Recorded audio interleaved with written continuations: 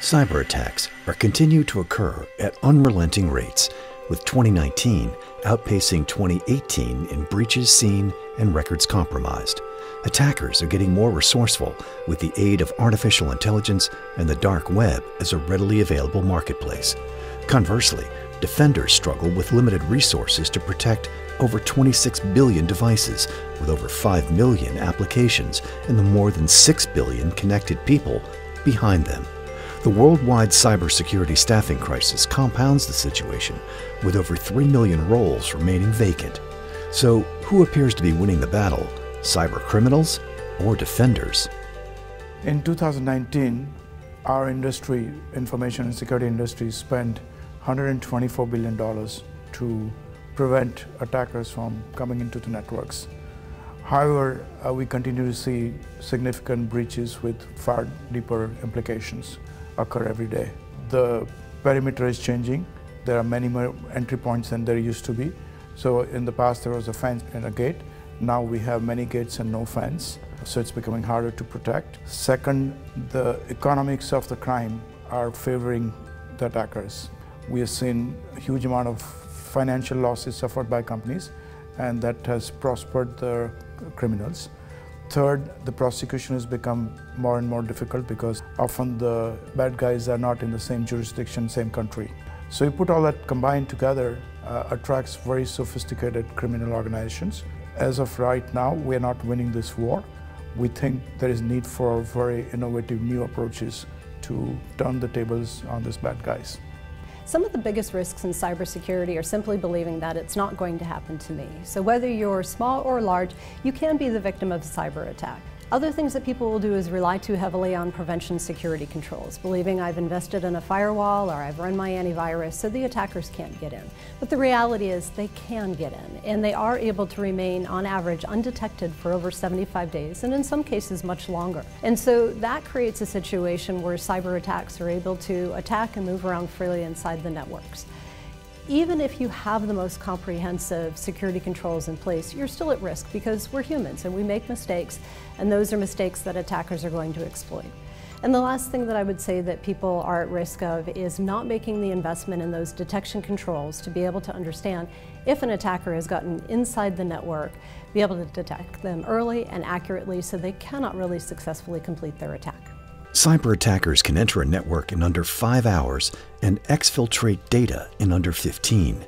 They have the element of surprise and the benefits of tools and time. Conversely, a defender has many devices and environments to protect and often has to rely on disjointed tools and work with limited staffing. The most important things that companies can focus on today are cyber hygiene, which means keeping your systems updated and patched. Educating your employees so they're aware of the threat and can act as sensors in the environment when they see anomalies. Using some type of framework, be it NIST or ISO standards, to build your structure around that framework in best practices today. Doing pen testing on a frequent basis across the board, so inside your environment to look for new vulnerabilities as new technology is introduced. Incident response planning is another important component.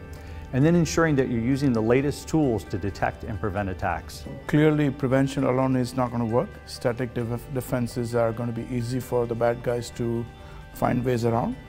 We're going to need some innovative new technologies like artificial intelligence, orchestration, automation. And in addition to that, we're going to need some smarter technologies that can stay ahead of the attackers and confuse the attackers and make it difficult for them to find what they're looking for. Cyber deception is a key innovation in this area. Cyber attackers are advancing every day, with 2019 setting records for data breaches seen and records stolen. The number of cyber attacks is growing at a blistering pace, and defenders are struggling to keep up. Attivo Networks believes the cybersecurity industry needs a different approach. So regardless of how your network looks, it must be believable. That means if you have a hybrid environment and you're running things in the cloud and some on-premise in your own enterprise, so deception must play in both. If you're running in the cloud primarily, it must play in the cloud. So deception must be wherever your assets are. So you need a total fabric of deception to be successful, with those breadcrumbs, lures, and decoys looking just like your real network. One of the things that makes cyber deception so unique and interesting is its ability to detect threats that are inside the network. Unlike typical prevention systems that are designed simply to stop an attack at the perimeter, these are able to detect once the attacker is inside. And one of the really unique things about it is that you're able to detect across all attack surfaces, whether it be in your network, in your cloud environment, maybe out in an industrial control network or on IoT devices. The other thing is that it's effective for both insider threats as well as your external malicious adversaries. Deception from a technology standpoint is also different because in addition to getting a very high fidelity detection alert, which gives you very good signal to noise ratio, meaning that it only alerts if an attacker has engaged, it'll also be able to capture the adversary intelligence. So how is the attacker attacking? What tools, techniques are they using? You can take that information and use it to quickly triage the incident, and you can also use it to automate incident response. And so it makes it a very effective tool for a defender to detect early and also to be able to shut down that attack and restore operations. Attackers generally have the ability to complete extensive research on the company they are attacking. However, a defender's tools are typically designed to stop an attack as opposed to learn from it, putting them at a distinct disadvantage. One of the other benefits besides detection technology is the ability for deception to gather company-centric threat intelligence. And what I mean by that is the deception sandbox is able to collect information about the attacker, how they're attacking, what their intent is, what they may be after, how they're moving throughout the systems. And this is unlike other threat intelligence databases that'll tell you just what kind of attacks are out there. This is giving you rich information about how an attacker is attacking you. And you can take that information to not only shut down the attack quickly, but you can threat hunt for it in other places in the network, and you can also use it to fortify your overall defenses. Attivo Networks is disrupting the way detection is done today. I'm extremely proud of our engineering team innovating with this new approach, using deception to detect threats and fool the adversaries inside the network. As we know, preventive defenses have not worked well, but with our technology, we think we can make a big difference. Really excited with our technology. We are truly turning the tables on the attackers and giving defenders an edge. And we think our technology is going to become a de facto standard in every network across the world and continue to scale.